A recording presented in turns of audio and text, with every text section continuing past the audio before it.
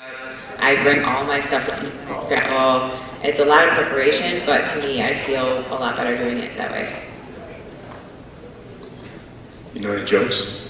I'm not very funny. So, two Irishmen walked by a bar.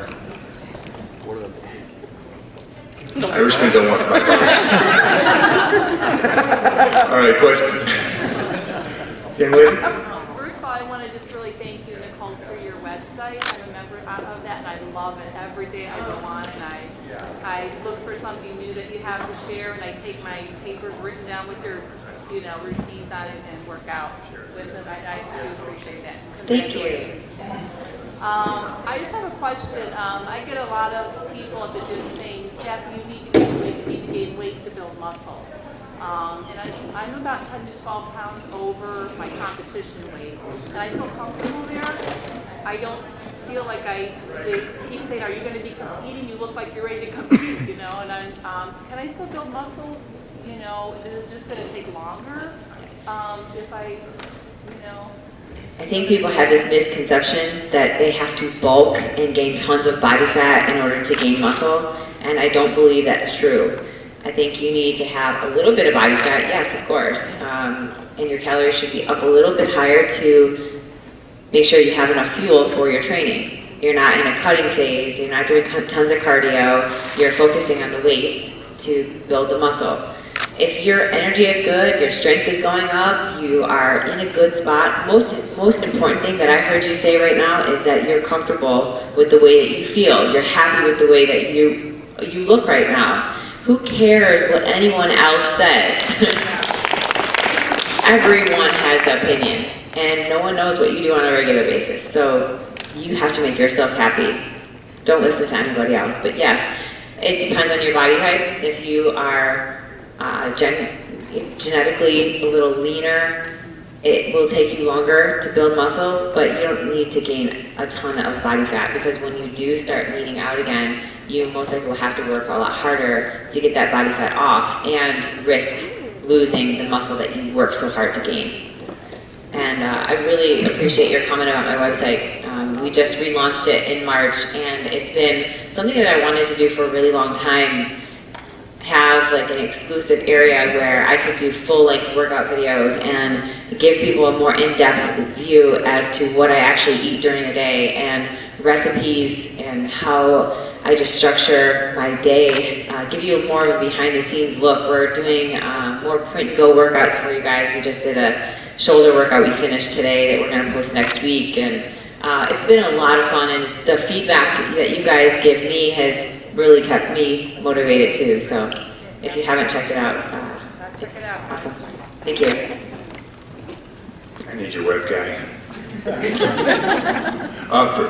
On the comment on if you can gain, as long as you're not in a deficit, is my opinion. As long as you're above it and you're taking in some calories, you're going to gain some size. I stay ripped now, 365, and I'm still getting bigger and stronger. And it's just because I'm just not in that deficit. So, and the one thing I loved hearing though in this industry is one of the hardest things that you hear is somebody's not happy with it. You're happy with how you look? Trust me, you're going to gain more when you're happy with it, relative to not being happy with your own physique. Your mind plays into this. If you're not happy with your physique or the judges, I love the judges, but again, this comes down to you. You're your own judge, regardless of what your physique is. I stayed away from judges' opinions my whole career, just because it was my art piece. It's what I wanted to create, what I wanted to show. I was lucky in the industry where I won, but in the same sense, it was what I wanted to show relative to what maybe they wanted. So I'm glad that you like your physique and stay with that and keep that attitude. Talk to me. You guys are like our heroes and icons and people we would just dream of looking like. Is there anybody, even when you guys were growing up or still today, that you guys are like, wow, like they look, icons or heroes or idols to you guys? Yeah, absolutely. Bruce Lee for me was mentally what I wanted to follow and be like. Muhammad Ali was so fun-loving and just the baddest man there was. And then Arnold, obviously for me, but a guy named Barry DeMay, Gary Stridham, were guys that I would see on the magazine covers, and I'm like, dude, this guy's like on the beach of Hawaii, surfboarding women, and it's like, what kind of life is this? You know? And when Joe Weider discovered me in 1990 and said, son, we're flying you to live in California, I was like, done. And I got to meet those guys, but those guys, even today, I still talk to, and those guys are my idols. It's really funny that you say that, and thank you for that. I was one of the girls who, in the beginning of my career, was a fanatic about all the professionals. And I would go to the Arnold and these shows that they were there at, and I was waiting in line and just freaked out to meet them and take, oh my God, can I get your picture? Can I get your autograph? Like, I was that girl. And so for me to be on the other side of it is still very surreal and very humbling to me. Because I just picture myself like a regular girl. Like, I'm just like you guys. I'm just doing what I love to do. And but, you know, some of the girls that I looked up to as far as kind of motivating me would be Monica Brandt. Any of the professionals at that time, which if I name some people, you probably would have no idea who they are. Like Susie Curry, Anna Lovell, Jennifer Worth, Jennifer Hendershot, who I work with now, just pretty cool.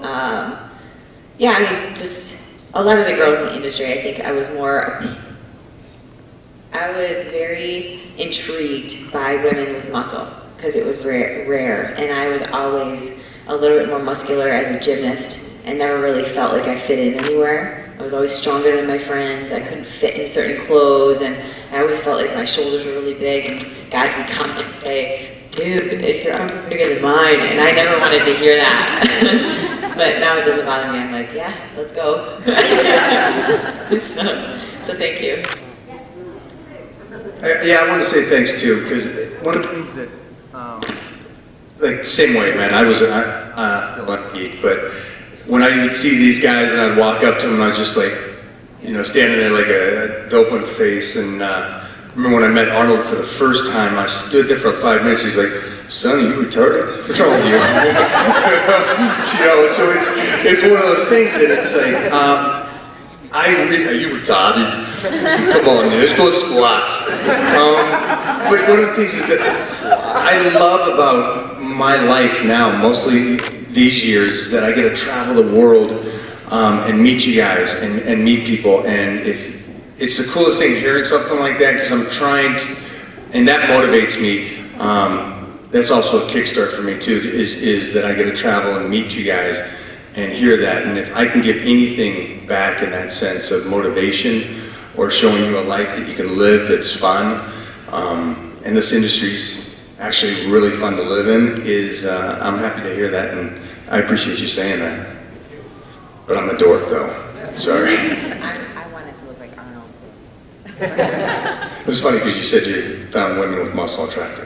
I mean, interesting, I did too, so. Rachel McLish. Yeah, Rachel. Yeah. Gladys Portuguese. I don't know who that Gladys Portuguese. Excuse me. I know that. Wow. Gladys. You're gonna look her up. Googler. Van Damme's wife. Yeah, Van Damme wife. Yeah. Lord. What do you guys feel about depleting water before a show? This would be, I imagine, completely different. I 100% do before photo shoots and stuff, because in magazines, when people see me, they just think I'm a tiny little guy, and then they meet me in person, and I'm a 6'3", 265-pound guy, and they go, whoa, wait a minute, you're tiny in the magazine. Well, making it big, but depleting the water would make me flat and smaller, so I can actually do television and real modeling, and it helps me flatten out and look smaller. But it's tricky when you're doing a show, because if you do it incorrectly, you could walk on stage and it doesn't look as good.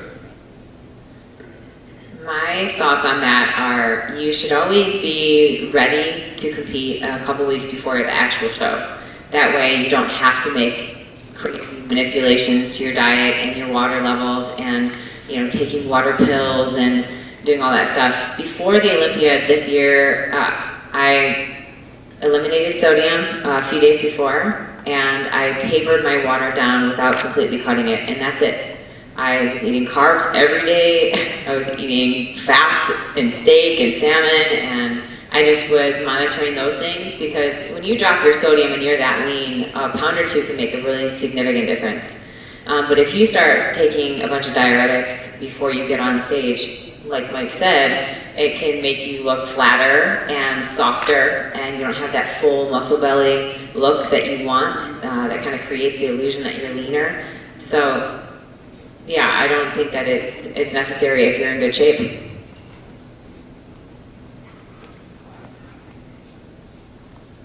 If you could be any superhero, who would it be and why? Oh, you get right to me? You know what? I honestly, if you're not Batman, who are you, right? Gonna have to go that way.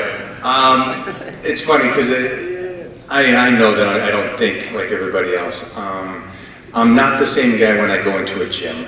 I compete in martial arts, and when you have to turn it on, you have to turn it on. And I learned that early on. So when I go into a gym, I'm just a different person. I'm already believing what I am, a superhero, and I walk in there and I break the weight. And it's funny, you're just asking about something silly, but 100% when I'm in the gym, I'm that guy. And What's your name? So what's your alter ego? Alter ego. It's just called alter ego. So, yes, but you know, everybody calls me Superman, but I like Batman. That's on tape too, isn't it? Oh, I'm gonna get my ass kicked. I don't know. Do the Marvel comics count? Yeah. So maybe Iron Man, Captain America. I don't know. Yep, that's it. Why for me is just because it's I like Superman because of the two extremes he has. The pureness that he has and the love he has, but the fight against the evil. So that's why I like that. Batman, just because dude is smooth. I'm still not smooth, so that's kind of when I'll be Batman. But if I'm Superman, then that's what's the dog's name for Superman? Crypto. Thank you. This is all on tape. I'm so in trouble with the fans. How about you? What's your superhero? Spider-Man. Spider-Man. All right. Why? The outfit, man.